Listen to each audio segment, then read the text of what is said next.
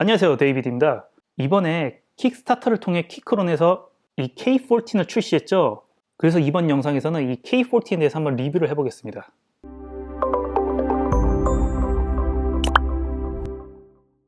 드디어 2021년 마지막 키크론 키보드인 K14이 나왔습니다.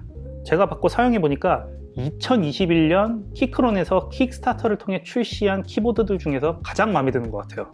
이 제품에 대해서 하나하나씩 보여드릴게요.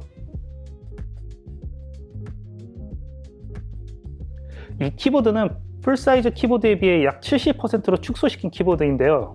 가로 세로는 각각 34cm하고 11cm 정도 되고 넘버 패드와 몇몇 키를 제거한 총 72키로 구성되어 있습니다. 가로가 34cm라서 약간 좀 크다라고 생각할지 모르겠지만 마우스하고 거리가 생각외로 가까워서 게이밍에도 꽤나 적합한 제품이에요. 이 제품 구매할 때 알루미늄 프레임하고 플라스틱 프레임 옵션이 있었는데 저는 이번에 알루미늄 프레임으로 구입을 했거든요. 두 프레임에 대해서 잠깐 말씀드리자면은 플라스틱 프레임은 측면이 얇고 가볍고 저렴하지만 충격이 좀 약하고요. 이런 알루미늄 프레임은 프레임이 두껍고 약간 무겁지만 무거워서 그런지 안정감은 더 좋고 충격에도 강해요. 다만 가격이 약간 더 비쌉니다. 이 제품은 휴대성이 높은 제품이 아니기 때문에 알루미늄 프레임을 사시는 걸 추천드려요. 왜냐면은 약간 더 무겁지만 마감이 상당히 고급져 보이거든요. 아마 오피스나 작업실에 두고 쓰시는 분들에게는 굉장히 만족감을 줄 거예요. 옆면에는 USB-C 포트, OS 선택, 그리고 유무선 선택 버튼이 있고요. 키크론에서 센스 있게 기역자 USB-C 케이블을 동봉해서 유선 연결해서 사용할 때 선 정리를 깔끔하게 할 수 있어요.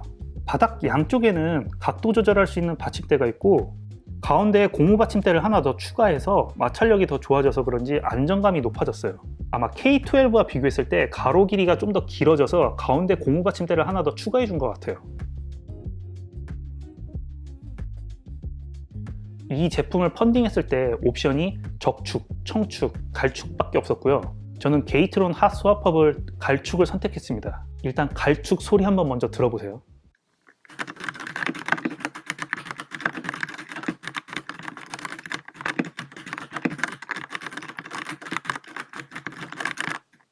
선택하신 축이 마음에 안 들면 다른 축을 구매해서 교체하는 게 가능한데 여기서 재밌는 게 이렇게 키크론에서 주의사항 카드를 하나 넣어줬더라고요. 축을 교체할 때 하단부에 있는 핀이 너무 얇아서 구부러지는 일이 많다고 하더라고요. 축을 교체하실 때에는 너무 힘주지 말고 조심스럽게 교체해주세요. K14 대부분의 키캡 색상들이 약간 진한 톤입니다. 그리고 약간 광이 나더라고요.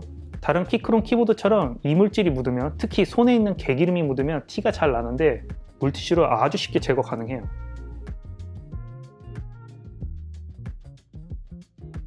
(18) 가지의 라이트 이펙트가 상당히 화려해요. 사실 이 맛에 키보드를 쓰는 거죠. 그리고 RGB 버전도 화이트 백라이트 버전처럼 흰색 불빛 효과가 있긴 있거든요. 하지만 약간 어둡고 뿌연 느낌이 있어요. 그냥 있다는 것만 알아두세요. OS는 당연히 윈도우, 맥, 안드로이드 다 지원합니다. 다만 리눅스를 사용하시는 분들은 약간 자잘한 문제가 있더라고요. 대표적인 문제가 컴퓨터를 리부트했을 때 블루투스 페어링이 끊겨 있어서 매번 페어링을 해야 되는 번거로움이 있는데, 이런 자잘한 문제가 있을 경우에는 키크론 유저 그룹에 사람들이 올린 솔루션을 보고 도움을 좀 받으시는 게 좋을 것 같아요. 옆면에 있는 USB-C 포트를 통해서 유선 연결이 가능하고 충전이 가능해요. 그리고 무선 연결을 하시면은 다른 키크론 키보드들처럼 최대 3대 기기에 연결하고 자유롭게 스위치가 가능하고요.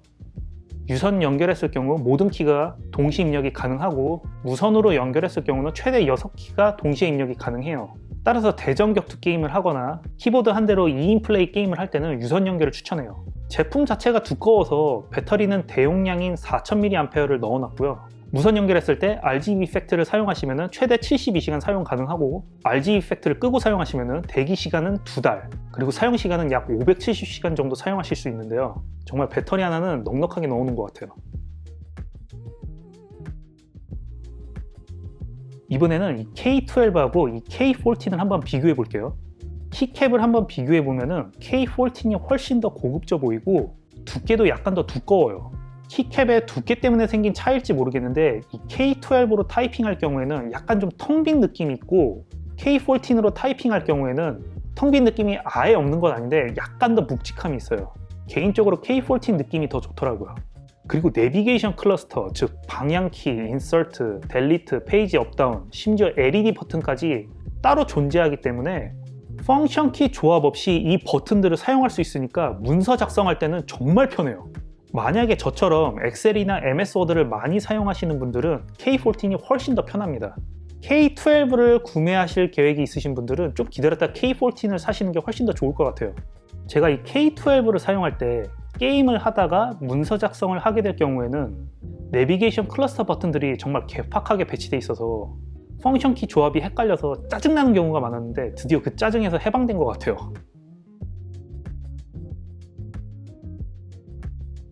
이 K14 큰 단점은 없는 것 같아요. 다만 하나 꼭 걸고 넘어져야 될 거는 이 제품 높이가 약간 높거든요. 따라서 손이 크신 분들은 상관없겠지만 손이 작으신 분들은 이 손목 받침대가 거의 필수라고 보시면 돼요. 이 받침대 없이 제가 한번 사용을 해봤는데 1시간 좀 안 되니까 확실히 손목 피로도가 올라가는 속도가 틀리더라고요. 그리고 이 손목 받침대를 결합했을 경우 이렇게 책상 공간을 많이 차지하게 되거든요. 책상이 작으신 분들은 공간 활용이 좀 어려울 것 같아요. 요즘 저는 로우 프로파일 키보드인 K7을 주로 휴대용으로 사용하고 이 K14는 집에서 업무 볼 때 사용하는데 얘가 있으니까 K12는 거의 사용하지 않네요.